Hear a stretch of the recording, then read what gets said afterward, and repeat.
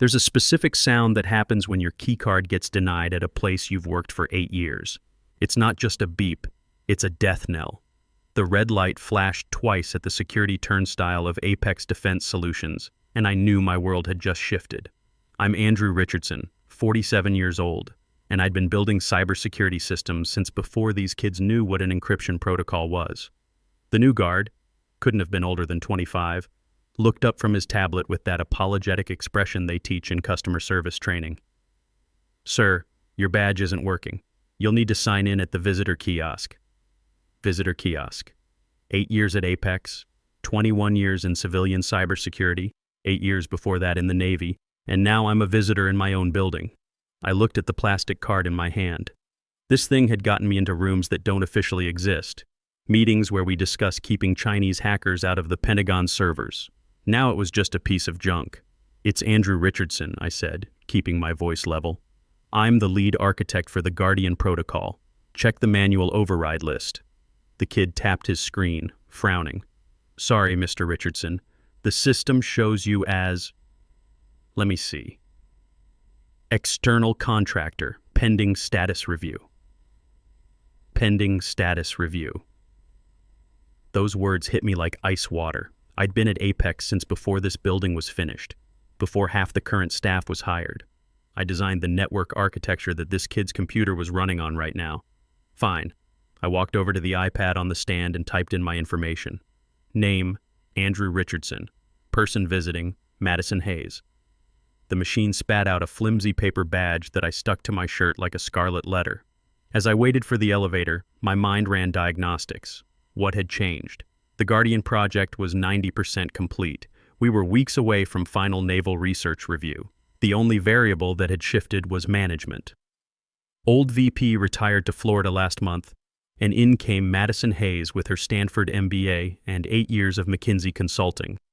Madison, who thought our cybersecurity protocols were legacy systems that needed digital transformation. The elevator dinged. I stepped in with a bunch of junior analysts scrolling their phones. They had no idea the security running their devices was based on algorithms I wrote in 2016 when I was still getting my feet wet in civilian defense contracting. 40th floor. Usually this place hummed with focused energy. Today felt different, performative somehow. People walking faster, talking louder, carrying stacks of papers that probably said nothing important. I headed straight to my office, the corner one with the view of the Potomac River. The door was open. Inside, 2 facilities guys were wheeling in a whiteboard on casters. My desk, the oak one where I'd mapped out the security architecture for half the East Coast's critical infrastructure, was gone. In its place sat 4 ergonomic chairs, around a glass table. "Excuse me," I said. The guys looked guilty, like kids caught with their hands in the cookie jar. "Where's my equipment, the secure terminals that were in here?" "Ms. Hayes had everything moved," one of them said, wiping sweat off his forehead. "Said she was repurposing the space for collaborative ideation. Your stuff's in the annex, cube 14B, the annex. That's contractor purgatory, the overflow area near the bathrooms where they put summer interns and people they're about to fire." I felt something cold settle in my stomach, not anger. Anger makes you sloppy. This was recognition. Madison wasn't just reorganizing, she was erasing me. I walked to the annex. Gray cubicles, fluorescent lights, the smell of instant coffee and desperation. There, crammed into a space meant for someone half my size, was a cardboard box with my personal effects. My framed photo of my daughter Jessica in her high school graduation cap. A stress ball from a cybersecurity conference. My commendation letter from Admiral Sullivan from my Navy days. My secure terminal, the one with direct encrypted lines to naval research servers, was sitting unplugged on the floor like a piece of junk. I sat in the cheap rolling chair. It squeaked. Most people would have stormed into Madison's office right then, started yelling about lawyers and wrongful termination. But 8 years in the Navy taught me something. When someone declares war on you, you don't announce your battle plan. You execute it. I pulled out my personal laptop, air-gapped, encrypted with keys that exist only in my head, and opened a new file. Log 001 XT. Madison wanted to play corporate politics. She was about to learn that the most dangerous people aren't the ones making noise in conference rooms. They're the ones you don't notice until your entire system crashes. I checked my email on my phone since my terminal was dead. There it was. Message from Madison sent at 7:30 this morning. Subject, streamlining operations. Andrew, per our new operational directive, we're consolidating the technical interface. Please route all project communications through my office for approval. We need unified messaging for our stakeholders. Thanks for being flexible. Madison, unified messaging. Corporate speak for your voice doesn't matter anymore. I didn't reply. Just took a screenshot and saved it to my encrypted partition. Then I opened my calendar. Strategic planning meeting at 10 a.m. I wasn't on the invite list. I checked my watch. 8:15. I had an hour and 45 minutes to prepare, but I wasn't going to crash the meeting like some desperate middle manager. I was going to be the ghost in the machine. The annex had one advantage: thin partition walls and ductwork that carried sound perfectly from the executive conference room. I could hear every word of Madison's presentation without being in the room. At 9:55, Madison walked past in a suit that probably cost more than my monthly mortgage payment. She was talking to her assistant, a nervous young woman named Nicole. "Did you update the slide headers?" Madison asked, her voice carrying that particular authority of someone who's never been questioned. "Yes, Ms. Hayes, I replaced all the A. Richardson metadata with the Apex corporate logo, just like you asked." My jaw tightened. She was scrubbing my name from 8 years of work. Not just taking credit, erasing the audit trail. In defense contracting, that's not just unethical, it's dangerous. When something goes wrong with military cybersecurity, and something always goes wrong, investigators trace everything back to the original architect. If my name wasn't on the code I wrote, and her name was, she'd own every bug, every vulnerability, every potential catastrophe. "And the encryption protocol summary?" Madison continued. "All that technical jargon? I simplified it into bullet points, made it more executive-friendly. Executive-friendly. She'd taken cryptographic proofs that keep Chinese hackers out of our defense networks and turned them into PowerPoint slides. I waited until they entered the conference room, then opened our internal system on my phone. My access was restricted but not gone. I watched in real time as the file Guardian Protocol v4.2 Final was modified. The last edited by tag switched from A. Richardson to M. Hayes. That's when I made my decision. I needed to see this presentation firsthand. I walked past the conference room. The walls were glass but recently frosted, another transparency measure that actually blocked the view. The door was slightly open. "The key to the Guardian system," Madison was saying, her voice projecting confidence, "is the synergistic overlay of machine learning heuristics with blockchain-enabled security matrices." I almost laughed out loud. Synergistic overlay. I'd built a real-time threat detection engine that could identify and neutralize intrusion attempts in microseconds. She made it sound like a crypto startup pitch. "Madison," a voice interrupted. "Dr. Nicholas Porter, our lead systems engineer. Good man, brilliant, but timid. The heuristic engine isn't an overlay. It's the core architecture. If we document it as an overlay, naval research will flag it as a vulnerability." There was a pause. I could picture Madison's smile freezing in place. "Nick, I appreciate the technical perspective, really. But we're speaking to admirals, not programmers. They want to know it works, not how it works. Let's focus on outcomes, not technical weeds." Technical weeds.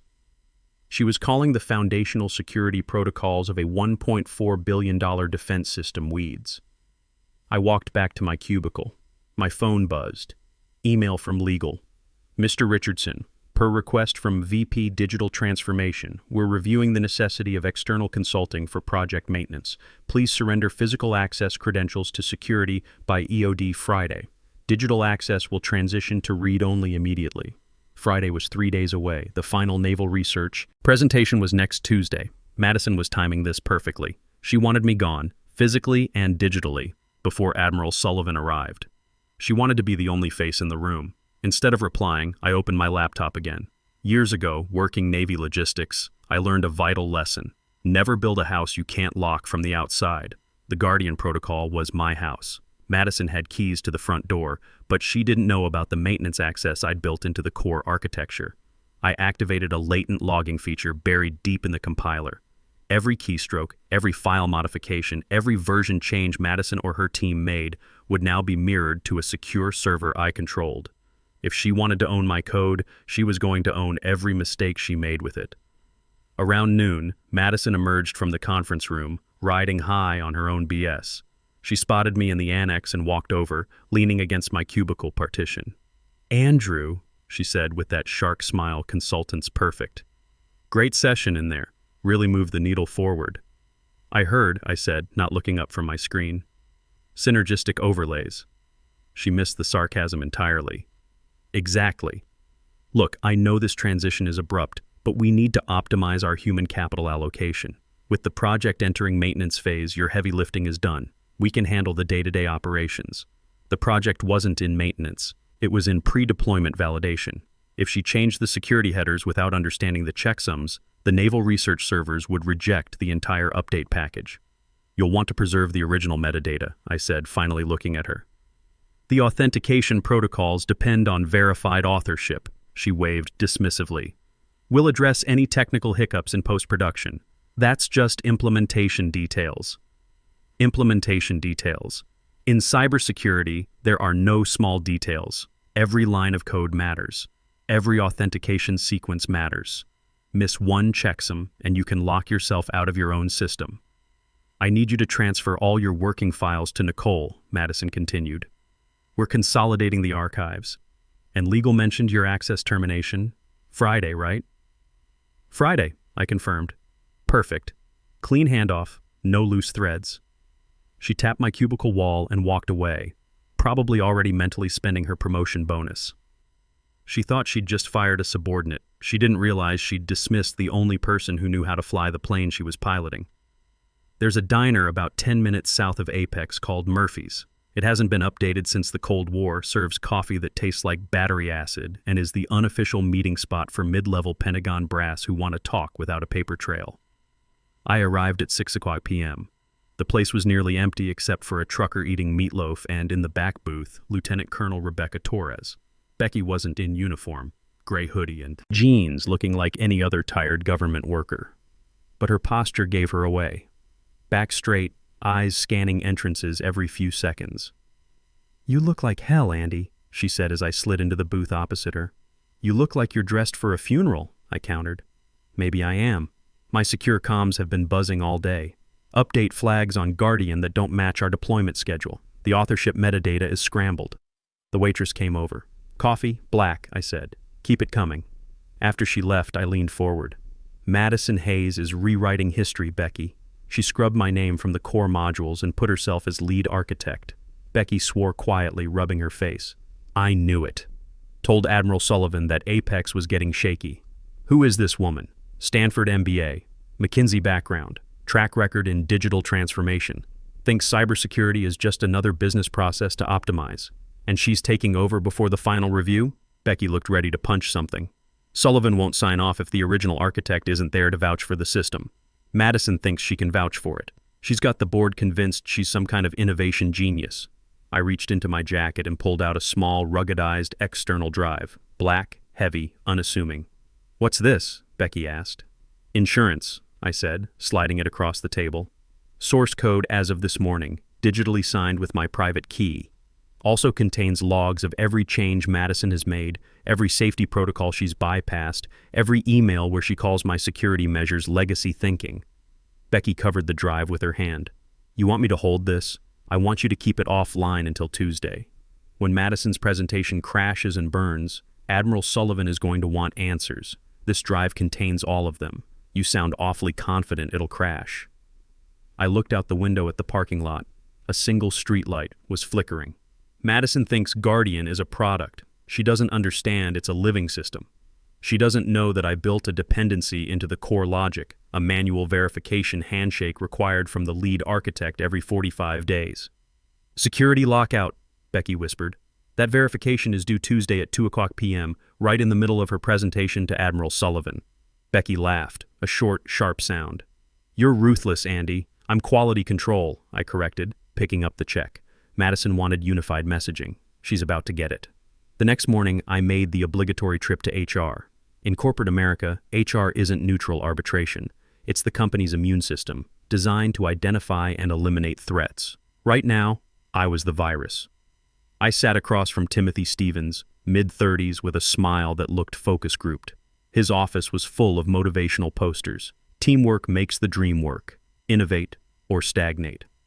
So, Andrew, Tim said, scanning the formal complaint I'd just handed him, you're alleging intellectual property, theft, and hostile work environment. I'm documenting it, I said. Madison Hayes removed my name from federal defense software copyright headers. That violates federal acquisition regulations. She's also instructed staff to bypass mandatory security protocols. Tim sighed like he was dealing with a toddler. Andrew, look, Madison is very dynamic. Her leadership style is transformational. Sometimes change feels uncomfortable, but we have to embrace the bigger picture. She's building a cohesive brand narrative. Brand narrative? My voice dropped an octave. We're building cybersecurity systems for the Navy, not selling yoga mats. If the narrative is wrong, people die. See, this is the mindset I've been hearing about. Rigid thinking, not adaptable to our new culture. Tim tapped his pen on the desk. Your contract ends Friday anyway. Maybe it's best to just move forward. Take your severance, enjoy some time off. Why create unnecessary conflict? I stood up. I'm not creating conflict. I'm reporting a security breach. Tim didn't write anything down, didn't open a file, just smiled that plastic smile. I'll make note of your concerns, Andrew. But honestly, the executive team is very pleased with Madison's direction. I walked out. I'd done my duty, filed the paperwork. The system had failed to self-correct. Now I was free to implement manual override. Thursday afternoon, I waited until lunch. The office cleared out around 12:30. Madison always took 2-hour lunches with strategic partners, usually just networking at the country club. The bullpen was quiet. I opened my laptop and connected to the internal network. Madison, in her infinite wisdom, had streamlined admin permissions when she took over. She'd given herself super user access across all systems, but she hadn't bothered changing the default root password on the backup server cluster. Login, admin, password, admin123. I stared at the screen. 29 years of cybersecurity experience, millions of dollars in defense infrastructure, and the VP's password was admin123. It was insulting, but I was in. I navigated to the Guardian Core directory and found the presentation files Madison planned to demo Tuesday. I didn't delete anything. That would be sabotage. Instead, I found the 3 modules responsible for the graphical interface, all those pretty charts and real-time displays Madison loved showing off to executives. I applied a light encryption layer to them. Nothing heavy, just enough that the system would need to verify the user's credentials before rendering the graphics. Since the author was now listed as M. Hayes, the system would check her digital signature against the code's hash. Madison had never written a line of code in her life. The hashes wouldn't match. The system wouldn't crash. It would just refuse to display anything except raw error logs, specifically error 4003. Author verification failed. Contact system administrator. I set the encryption to activate on a timer, Tuesday, 1:59 p.m. 1 minute before showtime. While I was in the system, I found the email Madison had sent to the CFO that Tim had hinted about. Subject, Richardson situation. Don't worry about his complaints. He's old school Navy, doesn't understand agile methodologies. I'll have him out by Friday. Once he's gone, we can reallocate his $180K budget line to my innovation initiatives. Who needs a legacy architect for basic maintenance? Basic maintenance. She thought 29 years of my experience was basic maintenance. I saved the email. Then I did something petty. I admit it. I went into the digital cafeteria menu and changed Tuesday's lunch special from Taco Tuesday to Pink Slip Tuesday. Nobody would notice until it was too late. I closed the laptop. The trap was set. It wasn't a bomb. It was a mirror. All Madison had to do was stand in front of it, and Admiral Sullivan would see her for what she really was. Friday morning, my last official day. The atmosphere felt toxic. People avoided eye contact as I walked through the office. In corporate culture, failure is contagious. Stand too close to someone getting fired, you might catch a layoff. At 10 o'clock a.m., there was a mandatory all-hands video call to prep for the naval research presentation. The meeting invite had a tag I'd never seen before. Attendee, observer only, audio disabled. They'd preemptively muted me. I sat in my cubicle, put on headphones, and joined the call. Madison's face filled the center of my screen, broadcasting from her corner office. The rest of the team, Dr. Porter, Nicole, the junior developers, appeared in smaller boxes, looking exhausted. "Team," Madison began, voice booming with artificial enthusiasm. "This is our championship moment. Tuesday is going to define Apex defense solutions for the next decade. We're not just presenting a product, we're selling a vision of the future." She shared her screen. Slide 1, Guardian Protocol, Next Generation Defense, presented by Madison Hayes, VP Digital Transformation. My name was nowhere, not even in the acknowledgements footer. 8 years of work, erased. She clicked to slide 4, Technical Architecture. As you can see, Madison narrated, we've streamlined the authentication pathways, removing redundant verification loops to increase response speed by 40%. I felt my blood pressure spike. Redundant verification loops? Those weren't redundancies. Those were the safety checks that prevented the system from mistaking a software update for a hostile intrusion. She'd gutted the core security features. I frantically typed in the chat, "Madison, you cannot remove verification loops. That violates fail-safe compliance protocols." The message appeared for half a second, then vanished. Deleted by moderator. Madison didn't even pause. "I see some activity in the chat. Let's keep the channel focused on constructive input. We don't want to get bogged down in negativity." She was gaslighting the entire engineering team in real time. I looked at Dr. Porter's video feed. He was pale, gripping his coffee mug. He knew what she'd done was dangerous, but he had a mortgage and 2 kids in college. He stayed silent. At 4:45 p.m., a security guard appeared at my cubicle. Not Rick, the usual guy who'd ask about my daughter's college plans. This was someone new, young, looking uncomfortable. "Mr. Richardson," he said, holding a cardboard box. "Ms. Hayes asked me to escort you out. I need your badge and laptop." I stood up, buttoned my jacket, picked up the photo of Jessica. "It's okay," I told him. "You're just following orders." I handed him my badge, that piece of plastic that had been my identity for 8 years. I handed him my company laptop. The guard recited the script. "You're not permitted back on the premises without prior authorization." "Don't worry," I said. "I won't need a badge where I'm going." Tuesday morning broke gray and cold. Rain drummed against my windshield as I drove toward Apex. It felt like appropriate weather for demolition. I arrived at 1:30 p.m. The presentation was scheduled for 2 o'clock. The parking lot was full of black government sedans. Admiral Sullivan's entourage had arrived. I walked to the main entrance. The young guard saw me approaching and reached for his radio, panic in his eyes. "Mr. Richardson," he stammered, "I can't." Ms. Hayes specifically said. I stopped, looked him in the eye, reached into my jacket and pulled out a different badge, not an Apex corporate ID, but a Department of Defense contractor credential issued directly by Naval Research. It had a gold chip that granted access to any facility hosting classified military projects. "I'm not here as an Apex employee, son," I said calmly. "I'm here as a federal asset conducting a security audit. If you obstruct me, you're interfering with a Pentagon investigation. You want to explain that to the Marines outside?" The guard's face went white. He looked at the badge, then at the black sedans, then back at me. He lowered his radio. "Go ahead, sir." I took the elevator to the 40th floor.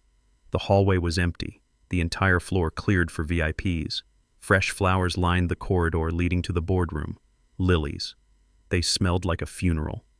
I reached the heavy oak doors and heard voices inside. Laughter, the clink of china, casual conversation before the storm. I smoothed my dress blues, took a breath, and pushed the doors open. The room froze. Admiral Sullivan sat at the head of the oval table, looking like a granite monument in his dress uniform. Beside him was Becky, who gave me the slightest nod. On the other side sat the Apex executives, CEO, CFO, and Madison. Madison was standing near the projection screen, holding a laser pointer. When she saw me, her confident smile faltered for just a fraction of a second before rebuilding into a mask of annoyed condescension. "Andrew," she said loud enough for everyone to hear, "I wasn't expecting you today." She walked toward me, positioning herself to block my view of Admiral Sullivan. Her voice dropped to a hiss. "What the hell are you doing here? Security has explicit instructions." "I'm here for the presentation, Madison," I said calmly. "I'm the system architect." She laughed, sharp, incredulous. put a hand on my shoulder, patronizing and heavy. Andrew, I appreciate your past contributions. Really. But this is a strategic-level discussion.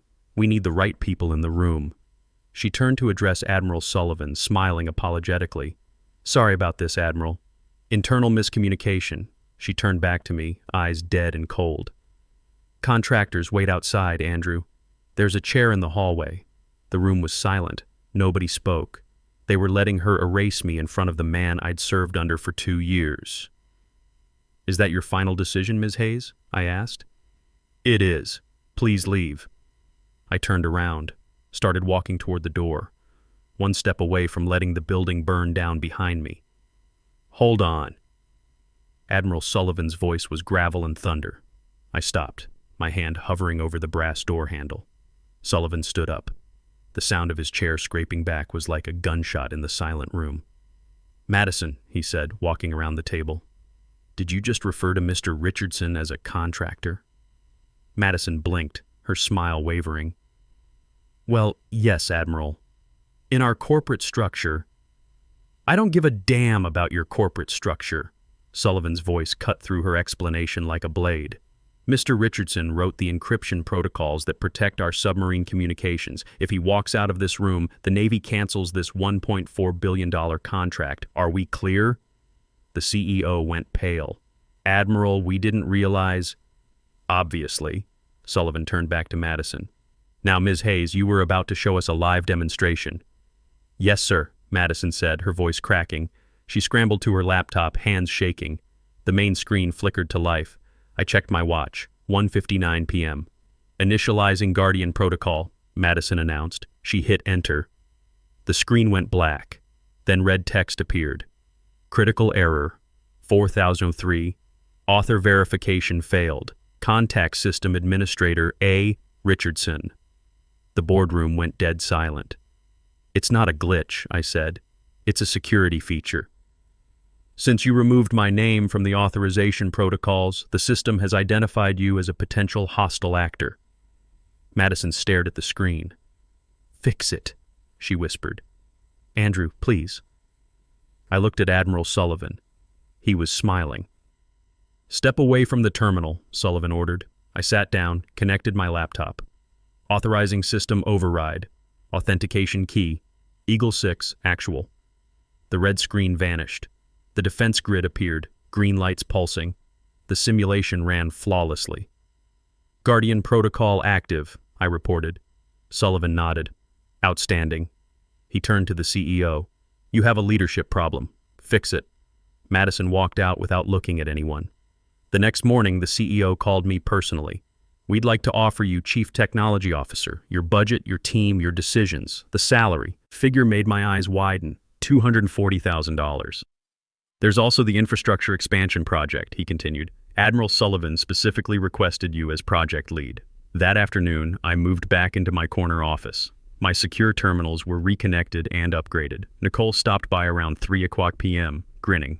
Heard about your promotion, boss. Well deserved. An hour later, Admiral Sullivan called. I've got a new file for you. National Infrastructure Protection. Power, water, communications. Everything connected, everything vulnerable. A classified document appeared in my secure inbox. Project Fortress, National Infrastructure Resilience Network. Project Lead, A. Richardson. I opened the file. Legacy systems, incompatible protocols, bureaucratic red tape spanning 12 federal agencies. A cybersecurity engineer's nightmare. I smiled and cracked my knuckles. Jessica called that evening. Dad, I got into Virginia Tech's cybersecurity program. Full academic scholarship. That's incredible, Jess. I'm so proud. I want to follow in your footsteps, Dad. Build systems that protect people. After we hung up, I sat in my new office, looking out at the Potomac River. Madison had thought she could erase me, replace 29 years of experience with PowerPoint slides and buzzwords. She'd learned the hard way that in cybersecurity, competence isn't negotiable. I opened a new terminal window. Initialize Project Fortress XE. The cursor blinked, waiting for input. I was back where I belonged, in command of the code, building the future one secure protocol at a time. And nobody was taking my name off the system I built.